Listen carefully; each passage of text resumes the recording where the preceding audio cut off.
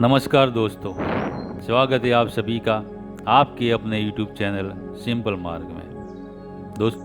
दोस्तों, अगर आप हमारे व्हाट्सएप ग्रुप को ज्वाइन करना चाहते हैं तो नीचे डिस्क्रिप्शन में मैंने उसका लिंक दिया है, वहां जाकर आप हमारे व्हाट्सएप ग्रुप को ज्वाइन कर सकते हैं, जहां पर आपको नर्मदा परिक्रमा और विभिन्न साधु संतों की जीवनियों पर बने ऑडियो वीडियो मिलेंगे।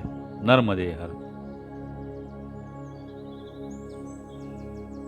दोस्तों, नर्मदा परिक्रमा का आज अपना 32वां दिन है।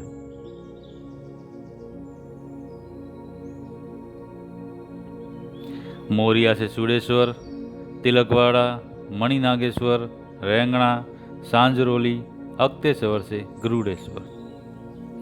रविवार 4 फरवरी 2018। हम कल रात्रि में ही तय करके सोए थे कि सुबह जल्दी उठकर आगे बढ़ना प्रारंभ करेंगे, इसलिए हमने सुबह 5 बजे उठकर नित्य कर्म से निवृत्त हो आश्रम के बाबा जी से हमारे नोटबुक में सील और हस्ताक्षर लेकर सोलापुर के 4 सदस्यों के साथ आगे बढ़ना शुरू किया। बिना स्नान पूजा के ऐसे आगे बढ़ना हम दोनों को ही बहुत अखर रहा है, परंतु आश्रम में व्यवस्था नहीं थी और हम ये मानकर इनके साथ चल रहे हैं कि पहले ही किसी गांव में जहां भी पानी की उपलब्धता होगी ये स्नान हेतु रुकेंगे। पर जल्दी ही हमारी इस अभिलाषा पर पानी फिर गया। हम गरुड़ेश्वर की दिशा में आगे बढ़ रहे हैं। हम प्रातः 9:30 बजे तिलकवाड़ा आए। रास्ते में ही एक चाय की दुकान चलाने वाले व्यक्ति ने हम सभी के लिए एक बिस्किट का पैकेट दिया। इसके बाद हम आगे बढ़े तथा एक छोटी नदी और मैया के संगम पर आ गए। हमने सोचा कि शायद अब ये लोग स्नान कर लेंगे, परंतु पानी साफ नहीं है। आधी बातें कहकर वे लोग आगे बढ़े। मजबूरन हमें भी उनके साथ आगे बढ़ना पड़ा। मार्ग में एक जगह विश्राम के दौरान मैंने और निरंजन ने बिस्किट खाए, पर रवि जी बिना स्नान पूजा के कुछ खाते नहीं हैं, इसलिए वे भूखे ही रहे। इस सारे क्षेत्र में मुस्लिम आबादी अधिक दिखाई दी। मार्ग में पड़ने वाले गांवों में भी हैंडपंप पर उन्होंने नहाने से इनकार किया। अब हमें सच में इन लोगों पर गुस्सा आ रहा है। इस तरह बिना स्नान पूजा के मैया को लेकर चलते रहना यह हमें बिल्कुल उपयुक्त नहीं लगा, पर सोलापुर के सन्यासी जी की मर्यादा रखते हुए हमने उनका विरोध करना उचित नहीं समझा, इसलिए हम चुप रहे। करीब दोपहर 12 बजे हम लोग अक्तेश्वर गांव में आए। यहाँ मैया का किनारा है। हमने आश्रम में सामान रख मैया में स्नान किया तथा फिर आश्रम में आकर नित्य पूजा की। ये प्रथम अवसर है जब हम सुबह की पूजा दोपहर में कर रहे हैं। दोपहर भोजन प्रसाद में हमें चपाती और पत्ता गोभी, आलू टमाटर की सब्जी मिली। फिर हम सब लोग सो गए। जब मैं उठा तो मैंने देखा रवि जी हमारे सारे गीले कपड़े सूखने के बाद समेट लाए हैं तथा अब कुछ लिखाई पढ़ाई कर रहे हैं। दैनिक लेखन के प्रति उनकी इस मेहनत को देखकर मुझे बहुत खुशी हुई। मैं तो इस मामले में बहुत आलसी हूँ। अब सभी ने यहाँ से गरुड़ेश्वर की दिशा में मैया के साथ साथ किनारे से चलना प्रारंभ किया, जो यहाँ से करीब 2 किलोमीटर दूर दिखाई दे रहा है। मार्ग में हमने तट पर ही एक सीता को जलते देखा। मैया मूर्तात्मा को शांति प्रदान करे। हम मौज मस्ती करते हुए धीरे धीरे चलते हुए गरुड़ेश्वर शाम 5 बजे पहुँचे। यहाँ भी कोई बांध बंधा हुआ दिखाई दिया। मैया को इन सीमेंट की जंजीरों में बांधकर सत विषक्त करने का पाप भविष्य में महाविनाश लेकर आने वाला है।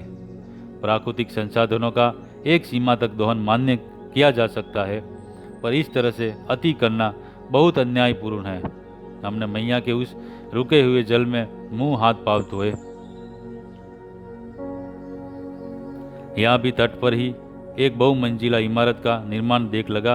अब वो दिन दूर नहीं जब ये लोग भी रोना शुरू करेंगे कि पीने हेतु शुद्ध पानी का अभाव है। हम घाट की सीढ़ियाँ चढ़कर ऊपर श्री वासुदेवानंद सरस्वती जी के आश्रम में आए।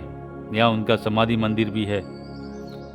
श्री वासुदेवानंद सरस्वती जन्म 1854 और समाधि 1914, जिन्हें टेम्बे स्वामी के नाम से भी जाना जाता है।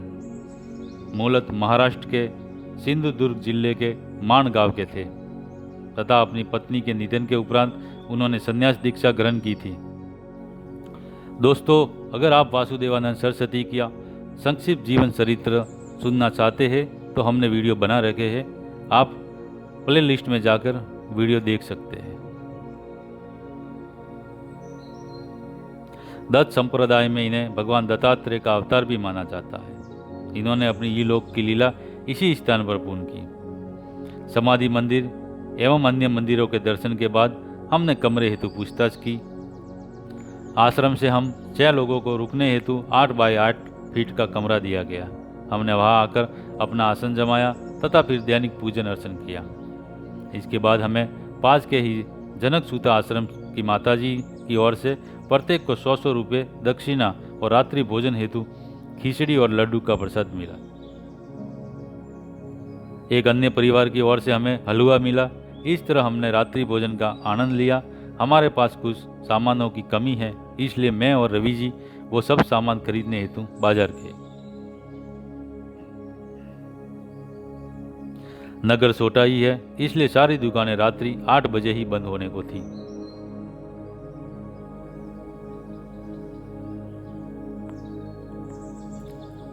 हमने भोजन हेतु 2 छोटी थालियां, मेरे लिए एक तौलिया, टूथपेस्ट तथा कुछ चॉकलेटें खरीदी। हम 8:30 पर वापस आश्रम में आ गए। इसी दौरान एक बूढ़ी दादी जी जो बड़ौदा में निवास करती है तथा इस आश्रम से जुड़ी हुई है और जो हमारे ही सामने के कमरे में रुकी है, वो हमसे मिलने हेतु आई। उनका अब इस संसार में कोई नहीं है। भतीजा बहू ये लोग हैं जो कहीं अलग रहते हैं। अपनी साधना आदि के विषय में उन्होंने जानकारी दी। इसके बाद वो सोने चली गई। जीवन का ये पड़ाव कितनी कठिनाइयों से भरा हो सकता है, ये शायद उसको वो पाठ पढ़ा गई।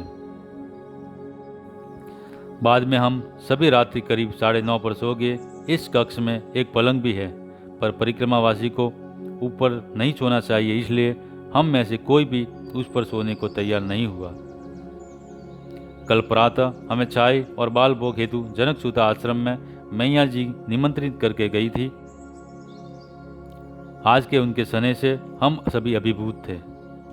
दोस्तों, अगर आपको हमारा वीडियो पसंद आया हो तो लाइक करें, अपने मित्रों में शेयर करें, कमेंट में हमें बताएं और प्लीज़ हमारे चैनल को सब्सक्राइब जरूर करें ताकि आगे की ऐसी वीडियो बनाने के लिए मुझे भी मोटिवेशन मिलता रहे।